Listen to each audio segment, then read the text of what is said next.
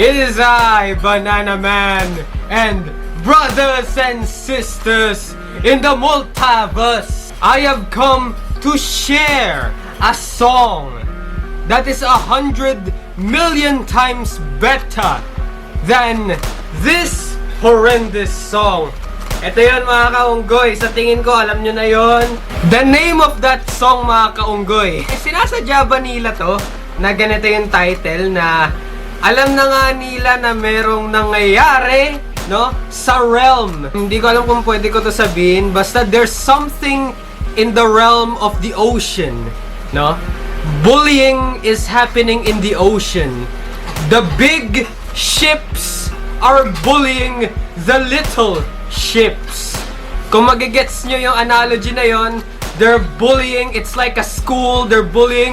The bullies are taking things from the little ones. Nagigets nyo ba yung parang analogy mga kaunggoy? Hindi ko pwede sabihin yung talagang nangyayari sa realm ng ocean because it is controversial and it is political mga kaunggoy. Alam na nga nila na may nangyayaring ganon sa ocean, dagat, sea.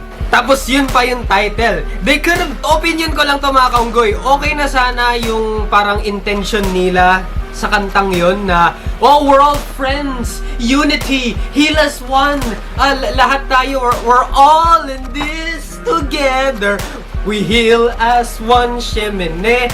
Ganon, parang we are helping each other because may nangyayaring, alam nyo na yung news, nakikita nyo na yung news, may nangyayaring disaster sa buong mundo.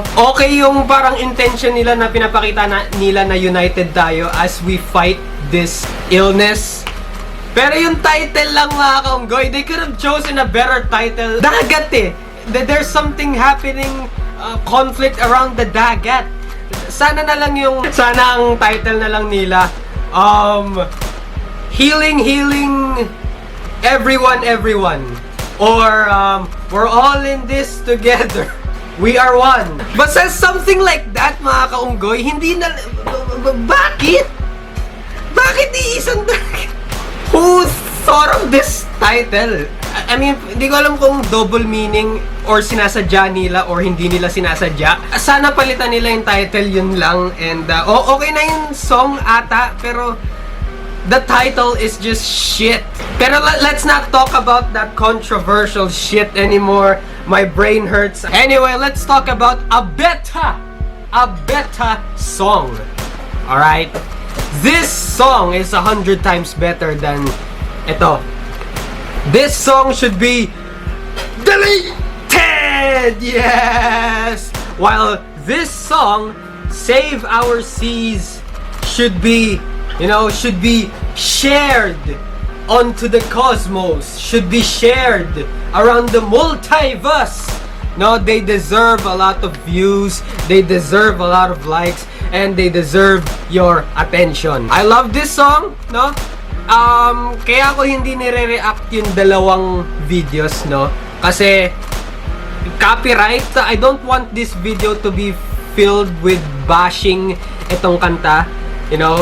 Kasi may mga ibang videos na binabash nila tong kantang to. While this video will be about praising another song and telling you guys that there is a better and mas malupit tong kantang ito. And you should listen to this mga kaunggoy.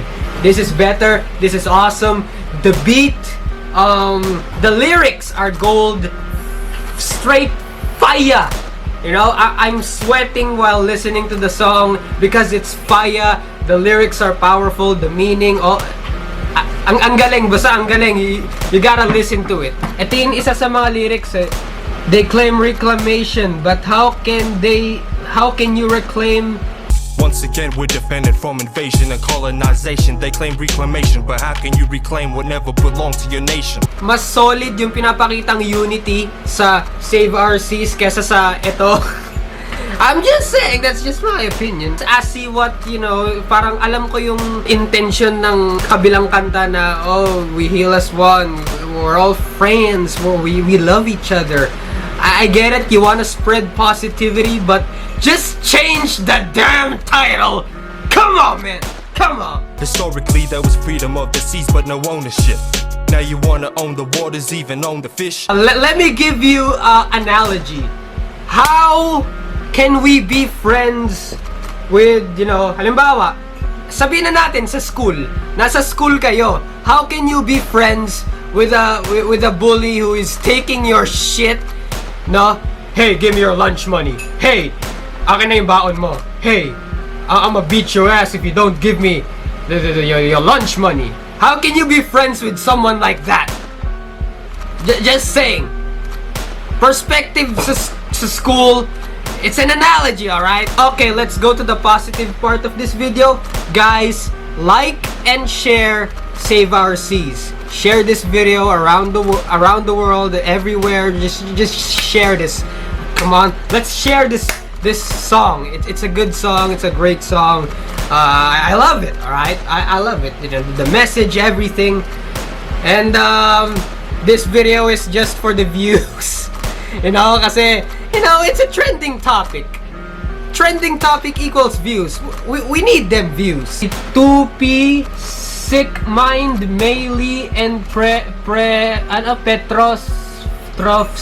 Yun, Save Our Seas, yung mga gumawa ng kantang yun, and God bless, the ones who made this song. Alrighty, I guess that's all I have to say, about this, trending topic or whatever, mga kaunggoy.